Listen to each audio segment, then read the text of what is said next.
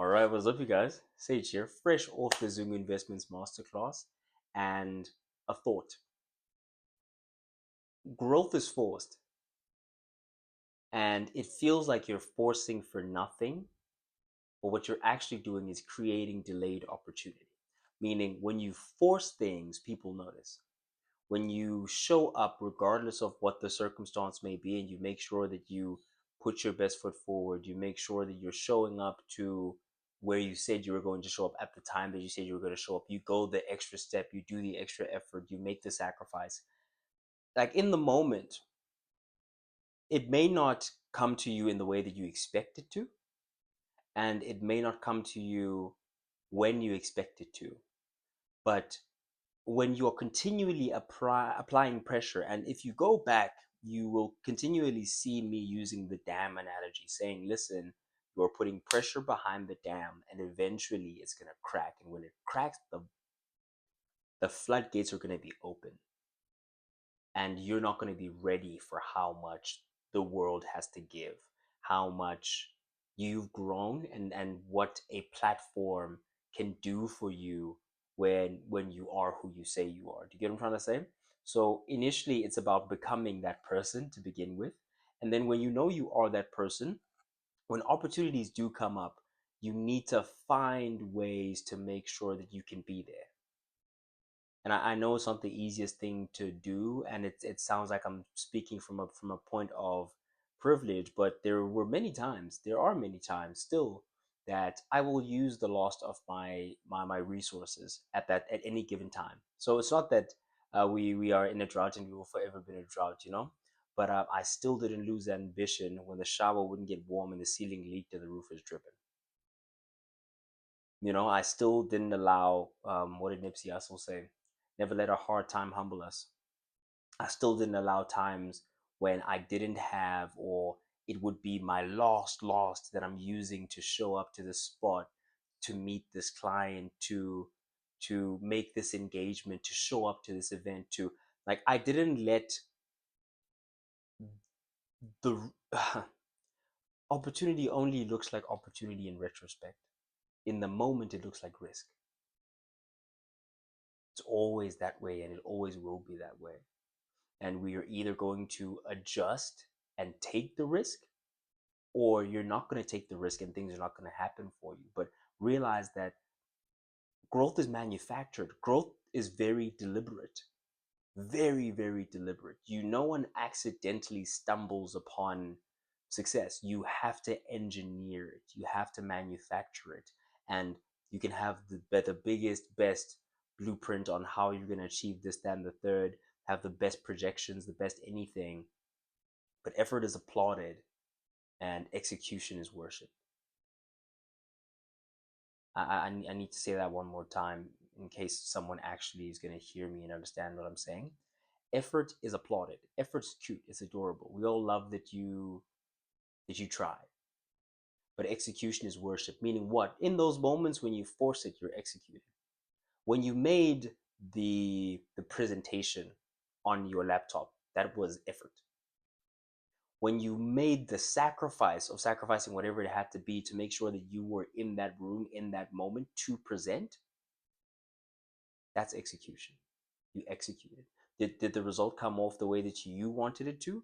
Perhaps not. And sometimes the one thing you wanted to happen is the best thing that never happens, because it gets you to where you actually should be at that moment in time.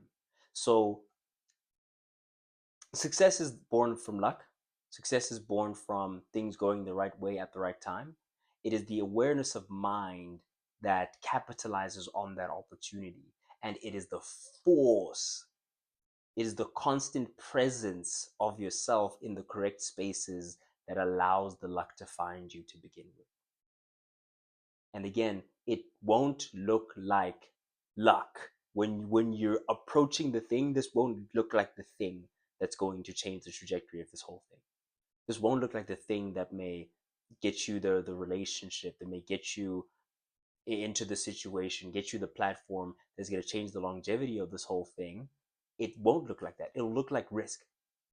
It'll look like, man, I would rather sit on this last 1,000 rand This 1,000 rand, it to me, it signifies this, this, and this. And with this 1,000 rand, if I'm just sitting on it, I feel safe. But you have to take the risk, and that's a really big one for me. That is just the affirmation of who actually makes it and who doesn't. Is, did you take the risk? Now, mind you, let's not confuse a risk and a shortcut. Let's not confuse a risk and poor behavior. Let's not confuse a risk and any other thing that you could put in its place. What I'm talking about with the risk is this is something that could potentially be the unlock that you need, and you have the means to make the move. But by using these means up, you are you're compromising yourself. You're putting yourself in a less favorable position than you otherwise would be. And so when you go for those things, the universe has a funny way. I said this in the last video. I'm saying God is there, God is real, God exists. Amanyange, like the DNA, the ancestry, the very you, and the spirits that exist that live through you, they exist, they are there. And the force that nudges the universe ever so slightly towards you, because the thing is, when you take that risk, you take that opportunity, and you jump out there, the universe has a funny way of meeting you halfway. I've said this many times that you'll never hear about, because people will never go back and actually watch some of the videos, but the universe has the funniest way of meeting you halfway. The funniest way. And that the force that gives the universe that nudge so that you can just make it, that is what I believe God is. So take the risk or lose the chance. That's been my mantra. That's been what's fueling, um the risk taking, is asking myself the questions of, okay, wait, so this is my last 5K. Okay, this 5K, I can either sit on it and it does absolutely nothing for me, or I can go to this meeting, meet that person, do that podcast, do this, do that, do this, do that, go, do this, and this, and all these things that I'm naming out are risks. But when one of them comes off, that will be the opportunity that will take the whole career to the next level. And so, is it worth the risk? 100,000%. There is no risk. And that's what I say when I'm absolutely at my wit's end, and this is my last 100 rand now. We're not talking about we're not talking about thousands now. We're talking about that last 100 rand, and you're like, okay,